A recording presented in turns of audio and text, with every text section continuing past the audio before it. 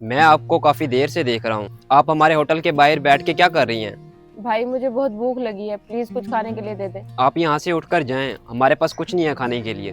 भाई बहुत गर्मी है वहाँ, यहाँ पे मुझे बैठने दो, मैं थोड़ी देर के बाद चली जाऊंगी। क्या आपका घर वगैरह कुछ नहीं है जो आप यहाँ पर बैठी हुई हैं? जी भाई, मेरा कोई घर नहीं है, मैं चली जाती हूँ यहाँ से। ठीक है, मैं जब तक वापस आऊँ आप यहाँ पर ना हो। भाभी इसे दे देते हैं खाने के लिए। ये ले भिखारन, खा लेना। शुक्रिया साहब जी। और अरे छोटे, ये तुम क्या बकवास कर रहे हो? अभी भी तुम उस धोखेबाज औरत का नाम ले रहे हो? वो यहाँ कैसे हो सकती है? ये तो एक भिखारी है। अरे नहीं भाभी, ये हूर की आवाज है। अरे छोटे, तेरा दिमाग तो नहीं खराब हो गया? तुम उससे बहुत ज्यादा प्यार करते हो, इसलिए तुम्हें हर जगह वो ही नजर आ रही है। भाभी वो हूर ही है। प्लीज आप मेरे एक काम कर दें, उससे जाके एक बार पूछे तो सही आज वो इस हालत में कैसे है। प्लीज भाभी एक बार चली जाए आप। बिल्कुल भी नहीं, ना मैं उस धोखेबाज से बात करूंगी और ना तुम्हें करने दूंगी। भूल गए वो दिन तुम, जब वो किसी आदमी के लिए तुम्हें छोड़ के चली गई थी? ऐसी धोखेबाज औरत से मैं बिल्कुल बात करना पसंद नहीं करूंगी, ना ही तुम्हें करने दूंगी। चुपचाप चले यहाँ से। रुके, अगर आप बात करने नहीं जाएंगी तो मैं जा रहा हूँ। नहीं छोटे, ऐसा मत करो, चलो हम घर चलें, हमें वैसे भी बहुत देर हो रही है।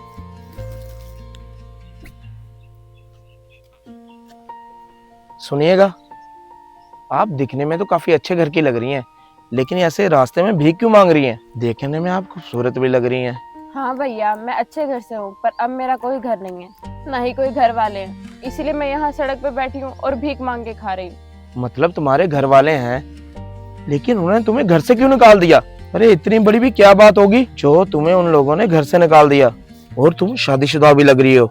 और तुम्हारा शोहर कहाँ है? क्या हुआ तुम्हारे साथ ऐसा जो तुम आज इस हालत में हो? शुक्रिया साहब, आपने भूखे को खाना खिलाया। वैसे मैं अपनी बात किसी को शेयर नहीं करती, आपने मुझे खाना खिलाया, मेरी मदद की है, तो मैं आपको जरूर बताऊंगी। मेरी भी एक फैमिली थी, मैं भी बहुत खुश थी, बहुत खुशहाल जिंदगी जी रही थी। मेरे भी एक हस्बैंड थे जो मुझे बहुत प्यार करते थे। मेरे जेठ जेठानी भी थे जो मेरे लिए मेरे माँ बाप की तरह थे। और एक दिन खबर आई मेरे शोहर एक प्लेन क्रैश में मर गए। उसके बाद मेरे जेठ और जेठानी ने मुझ पे बहुत जुल्म किया और मुझे घर से निकाल दिया, और ये कह के निकाल दिया कि मैं बहुत मनहूस हूँ कि मेरी वजह से मेरे शोहर की जान चली गई। तब से मैं ऐसे दर बदर की ठोकरें खा रही हूँ। आपके साथ इतना कुछ हो गया, आपने उन्हें कुछ कहा नहीं? और हाँ, अगर वो प्लेन क्रैश हुआ था तो उसमें आपकी गलती क्या थी? हमने लव मैरिज की थी, इसलिए हम दोनों के घर वाले हम दोनों के खिलाफ थे। और मेरे शोहर के जाने के बाद मेरी जेठ जेठानी को मौका मिल गया कि घर से निकालने का, और उसके बाद मैं अपने घर भी वापस नहीं जा सकती थी क्योंकि मैंने भाग के शादी की थी। और हमारी शादी के बाद मेरे घर वालों ने बोल दिया था कि तू हमारे लिए मर चुकी है, मेरा अब इस दुनिया में कोई भी नहीं है। आपने उनको फोन करने की कोशिश नहीं की? अगर आपके साथ ऐसा ही हुआ था तो आपने दूसरी शादी क्यों नहीं की? अगर आप चाहती तो आप दूसरी शादी भी कर सकती थी, आपने ऐसा क्यों नहीं किया? ठीक कह रहे हैं आप, मेरे पास बहुत मौके आए, मैं शादी कर सकती थी, लेकिन मैं किसी और की कैसे हो सकती थी? मैं दूसरी शादी नहीं करूंगी और मैं ऐसी जिंदगी गुजारूंगी, चाहे मुझे सारी जिंदगी ऐसे भीख मांग के गुजारनी पड़े। अगर आपका शोहर आपके अचानक सामने आ जाए तो आप क्या करेंगे? अगर वो मेरे सामने आ गए तो ये तो कुदरत का करिश्मा ही होगा। अगर वो मेरे सामने कभी आ गए तो मैं उन्हें यही कहूंगी कि मुझे छोड़ के कभी न जाना, लेकिन मरे हुए लोग कहाँ वापिस आते हैं? क्या तुम जिंदा हो? जी मैं यही हूँ। अगर तुम जिंदा हो तो वो प्लेन क्रैश की खबर क्या झूठी थी? तुम्हारे इस सवाल का जवाब तुम्हारी भाभी देगी। भाभी आपने ऐसा क्यों किया?